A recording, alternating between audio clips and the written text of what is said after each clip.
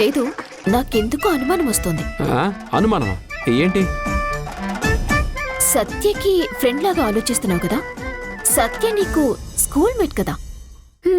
నాకు అర్థమైందిలే.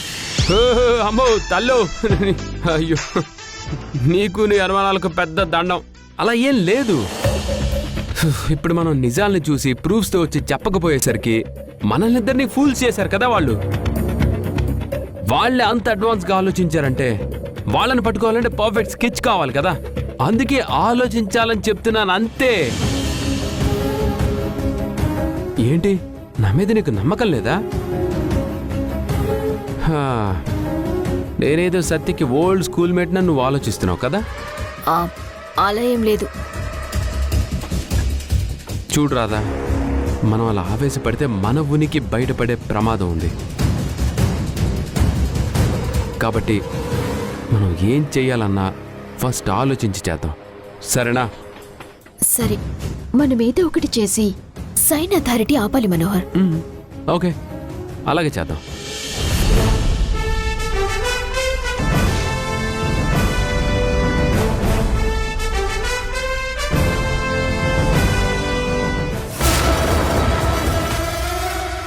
సాయంత్రం జరిగిన విషయం గురించి భ్రమరాంబ గారికి ఫోన్ చేసి చెప్పాలి.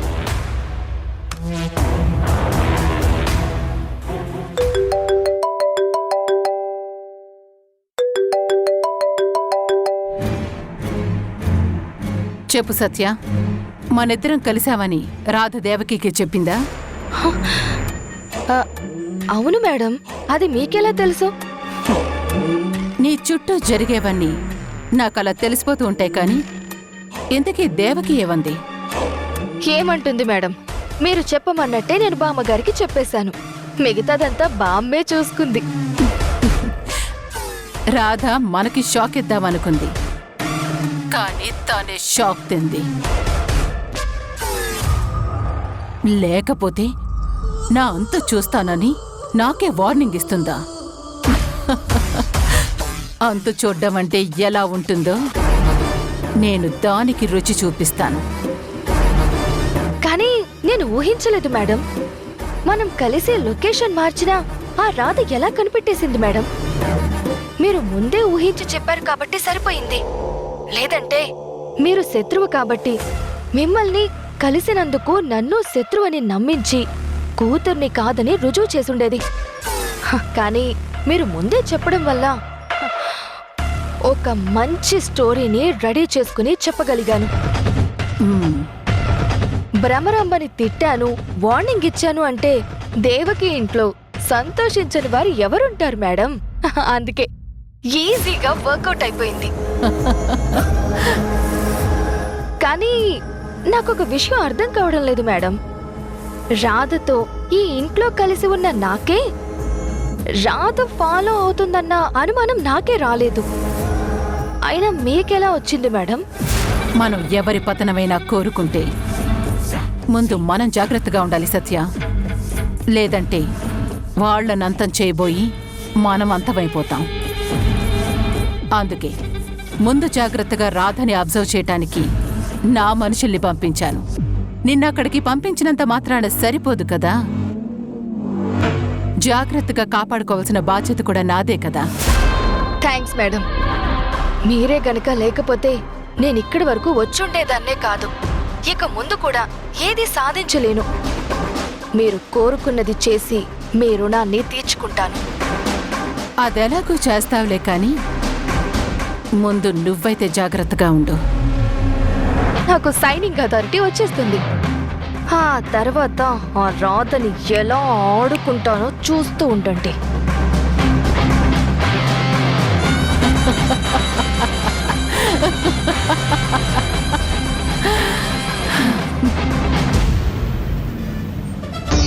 అలాగే స్వామి, రేపే ఏర్పాట్లు చేయిస్తాను. అలాగే ఉంటాను స్వామి. దేవకి, అమ్మా దేవకి, దేవకి. ఏంటత్తయ్య గారు? రేపు ఉదయమే పీఠాధిపతులు అమ్మవారిని తీసుకుని మన ఇంటికి వస్తున్నారు. వాళ్ళొచ్చేలోపు కావలసిన ఏర్పాట్లన్నీ చెయ్యాలి. అలాగే అత్తయ్య గారు.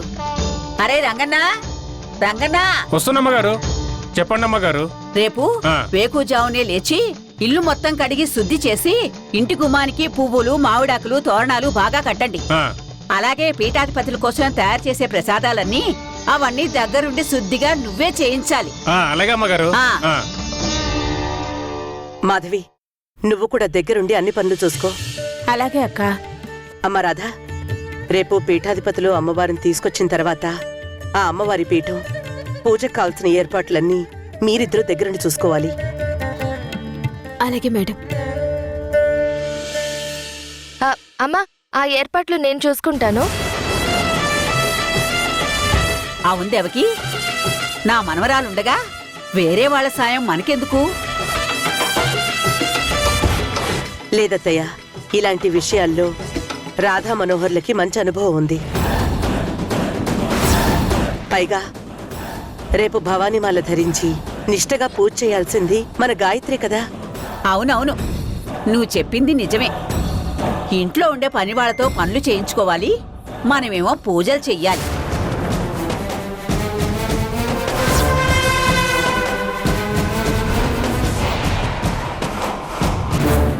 అత్తయ్య, రాధ గురించి అలా మాట్లాడద్దని చాలాసార్లు చెప్పాను. తను కూడా ఈ ఇంటి బిడ్డ లాంటిదే.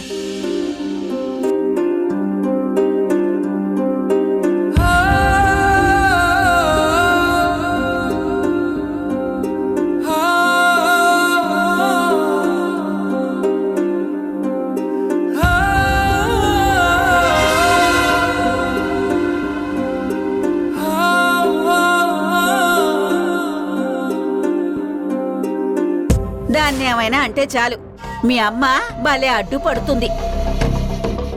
ఇది మీ అమ్మని ఏం మాయ చేసిందో ఏమిటో.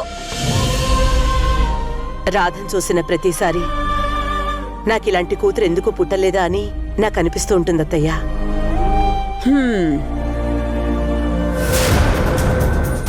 అమ్మ ఫోకస్ మొత్తం రాధ మీదకి వెళ్తుంది. అర్జెంటుగా టాపిక్ ని డైవర్ట్ చేయాలి. అవునానమ్మా, ఇందాకటి నుంచి పీఠాధిపతులు వస్తున్నారని చెప్తున్నారు కదా, అసలు వాళ్ళెవరు? నాయమ్మే, నా తల్లి, నా బంగారు తల్లి. ఎంత మంచి విషయం తెలుసుకోవాలనిపించింది నీకు. పెళ్ళైన కొత్తలో మీ అమ్మకి ఈ కథ చెప్పాను, మళ్ళీ దాని గురించి నువ్వే అడిగావు. కొందరుంటారు, ఎక్కడేసిన గొంగళి అక్కళ్లాగే మనం చెప్పిన పని తప్పితే సొంతంగా ఏ పని చేసి చావరు. ఈ ముసల్ది డైరెక్ట్గా నన్నే అంటోంది. అందరి ముందు పరువు తీస్తోంది. మాకు కూడా తెలుసుకోవాలనుంది అత్తయ్య, చెప్పండి. పెళ్ళయి ఇంటికొచ్చి ఇన్ని సంవత్సరాలైంది. ప్రతి సంవత్సరం నిష్టగా చేసే పూజ గురించి ఇప్పుడు తెలుసుకోవాలనుకుంటున్నావా? ఈవిడ్ని అడిగినా తప్పే, అడక్కపోయినా తప్పే. నానమ్మ, పిన్ని కూడా తెలుసుకోవాలని అడిగింది కదా, చెప్పొచ్చు కదా. సరే అమ్మా, చెప్తాను. అందరూ వచ్చి అలా కూర్చోండి.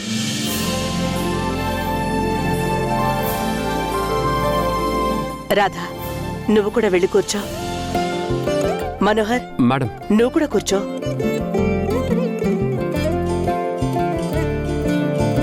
దా కూర్చో. రాక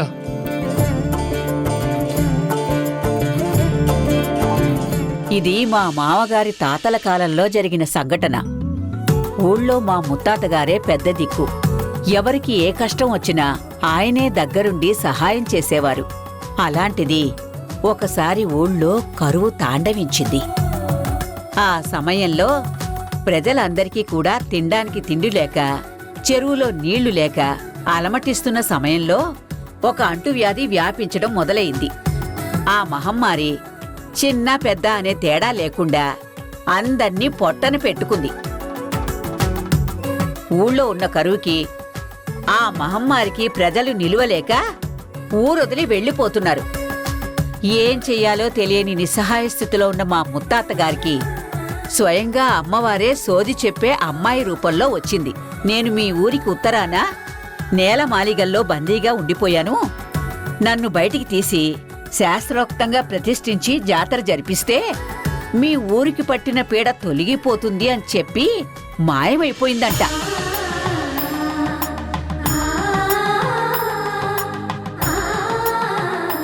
వెంటనే ఆయన ఊరి ప్రజల్ని పురోహితుణ్ణి వెంట పెట్టుకుని అమ్మవారు చెప్పిన జాడ ప్రకారం వెళ్లి చూడగా స్వయంభూగా మెడలో హారం ధరించి దర్శనమిచ్చింది అమ్మవారు. అమ్మవారి ప్రతిరూపాన్ని బయటికి తీసి నిష్ఠతో దీక్ష పట్టి అమ్మవారిని ప్రతిష్ఠించడం కోసం ఊరి పొలిమేరలో పెద్ద గుడి కట్టించి శాస్త్రోక్తంగా పూజలు జరిపించి జాతర చేశారు. అందుకు అమ్మవారు సంతోషించి ప్రత్యక్షమై ఇక నుండి ప్రతి సంవత్సరం విజయదశమికి ముందు 9 రోజులు మీ ఇంట్లో కొలువై మీ ముందు తరాల వారితో దీక్ష చేయించి పూజలందుకుని చివరి రోజున జాతరలో ప్రజలందరికీ దర్శన భాగ్యం కల్పించింది. తర్వాత గుడిలో కొలువు తీర్తానని మా ముత్తాత గారికి వరమిచ్చిందంట. ఆ తర్వాత ఊళ్ళో ఒక్కొక్కరి కష్టం తొలగిపోయి పాడి పంటలతో పిల్లా పాపలతో ప్రజలందరూ సుఖ సంతోషాలతో జీవించారంట. ఇప్పటి వరకు ఊళ్ళో ఎటువంటి కష్టం తొంగి చూడలేదంట. అలా తరతరాలుగా వస్తున్న పూజలో ఎలాంటి దోషాలు జరగకుండా ఆ గుడి పీఠాధిపతులే దగ్గరుండి ఈ పూజ కోసం అమ్మవారిని వారితో పాటు అమ్మవారికి సమర్పించిన నగలను స్వయంగా తీసుకొచ్చి ఆ 9 రోజులు ఎలా పూజ చెయ్యాలో వివరించి మళ్లీ చివరి రోజున తిరిగి వచ్చి అమ్మవారిని తీసుకెళ్లి జాతర జరిపిస్తారు. ఈ దీక్ష చెయ్యాలంటే ఈ ఇంటి కోడళ్ళు లేదంటే ఈ ఇంటి బిడ్డలు మాత్రమే చెయ్యాలి.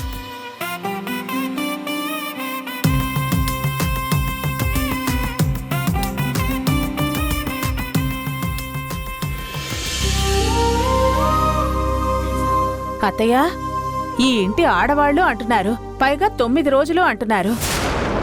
వారికి ఏదైనా ఆటంకం వచ్చి పూజ ఆగిపోతే? ఏమిటే నీ అపశకునపు మాటలు? తరతరాలుగా వస్తున్న ఈ పూజ ఇన్ని సంవత్సరాలుగా ఎప్పుడూ ఆగలేదు. కానీ 40 సంవత్సరాల క్రితం మా అత్తయ్య చెప్పిన దాన్ని బట్టి తన తల్లిగారు చనిపోయి పూజ చెయ్యలేని పరిస్థితిలో ఉంటే పీఠాధిపతుల్ని సలహా అడగ్గా మీ ఇంటి క్షేమం కోసం పరితపించే ఎవ్వరితోనైనా ఈ పూజ జరిపించొచ్చు అని చెప్పడంతో మా అత్తయ్య గారు ఆ రోజుల్లో తన దగ్గర పనిచేస్తున్న పనమ్మాయితో పూజలు జరిపించి అనాదిగా వస్తున్న పూజలో భగ్నం జరగకుండా చూసింది.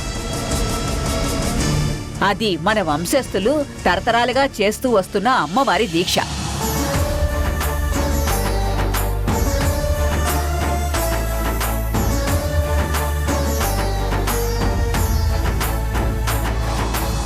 ఇప్పటికే ఆలస్యమైంది, ఇక వెళ్ళి పడుకోండి. పెందలాడే పడుకుని పెందలాడే లేవండి. రేపు పొద్దున్నే చాలా పనులున్నాయి. వెళ్ళండి వెళ్ళండి.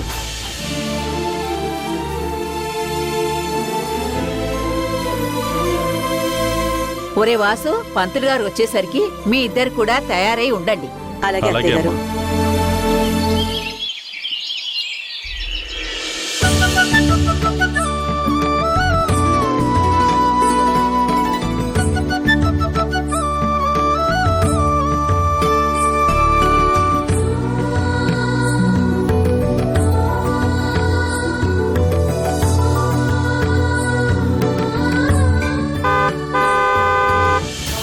దేవకి, వాసుదేవ్, రండర్రా, అందరూ త్వరగా రండి. స్వామీజీ గారు వచ్చేశారు. దేవకి, రండర్రా, త్వరగా రండి.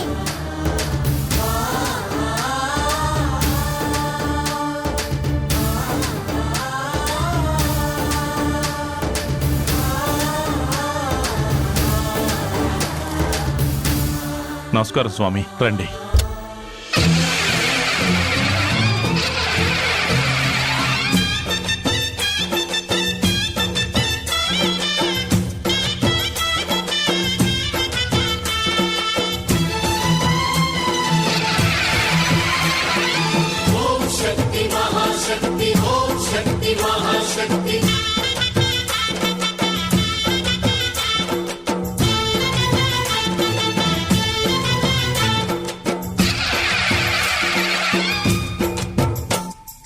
అమ్మా భవానీ లోకాల నేలే ఓంకార రూపమమ్మ, తల్లి నీ మహిమల్ని చూప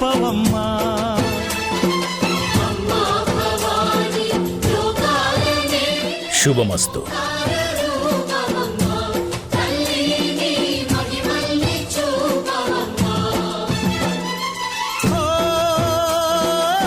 సృష్టికే దీపమా శక్తికే మూలమా సింహరథమే రండి స్వామి రండి. దుర్గమ్మ భక్తులను దీవించుమా.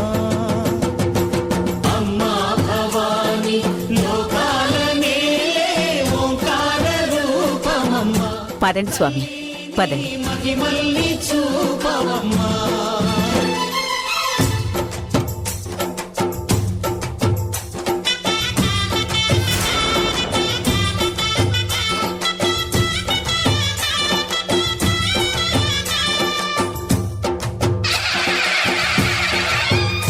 అమ్మవారిని నేను లోపల పెడతాను. ఇటు ఇవ్వండి స్వామి. అక్కడే ఆగు తల్లి.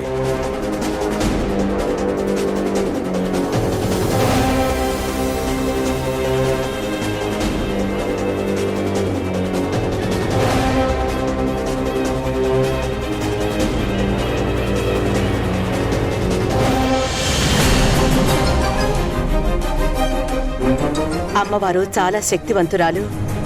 దీక్ష తీసుకోకుండా అమ్మవారిని మనం తాకలేం. ఆయనే స్వయంగా పెడతారు.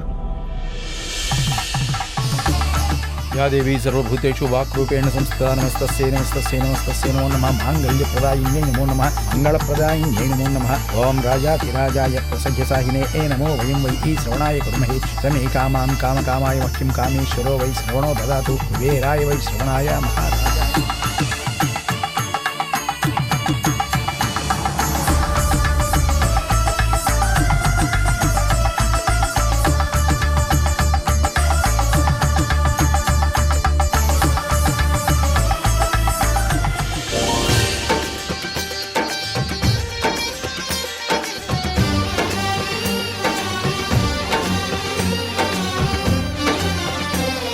నా కుటుంబం అంతా బాగున్నాం అంటే అంతా మీ దయస్వామి.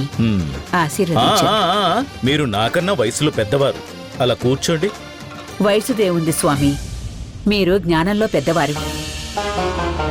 స్వామి, ఈ అమ్మాయే చిన్నప్పుడు తప్పిపోయిన నా మనవరాలు గాయత్రి. గాయత్రి, వెళ్ళి స్వామివారి ఆశీర్వాదం తీసుకోమ్మా.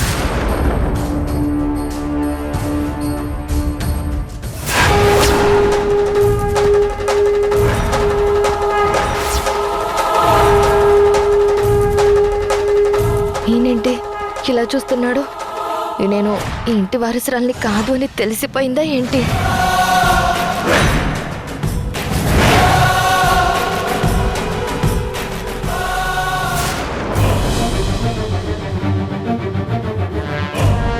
ఈ అమ్మాయి కూడా మా కూతురు లాంటిదే స్వామి. పేరు రాధ. ఇతను రాధ భర్త. రాధ, మనోహర్, వెళ్ళి స్వామివారి దగ్గర ఆశీర్వాదం తీసుకోండి. అలాగే మేడం.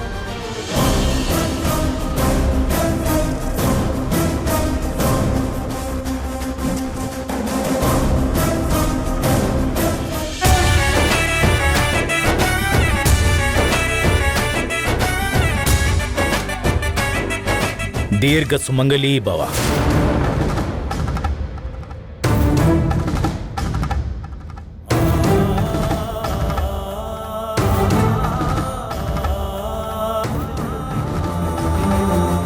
మనోవాంఛ ఫలసిద్ధిరస్తు.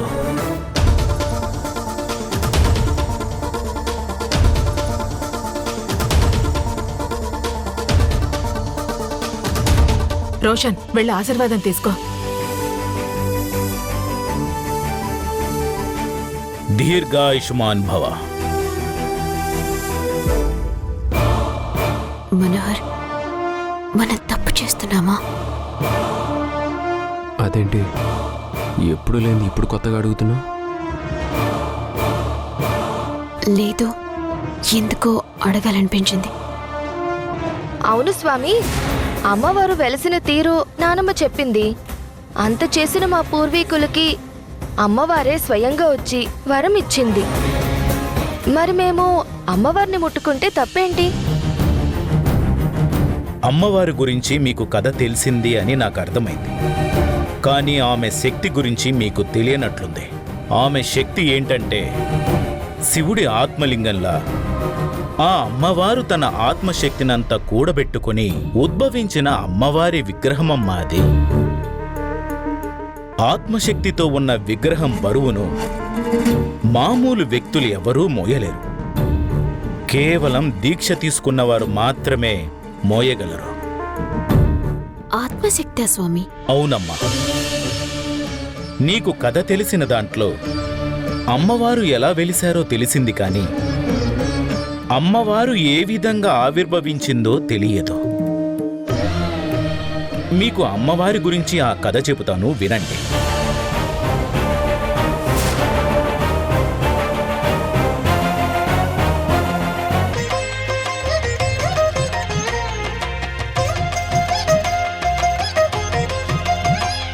నాకు జరగాల్సిన ముచ్చట నీకు జరుగుతోంది. నీకు ఆవు పాలతో క్షీర స్నానమా? నీకు జరిగేది పాల స్నానమే, కానీ ఆవు పాలతో కాదు, జిల్లేడు పాలతో.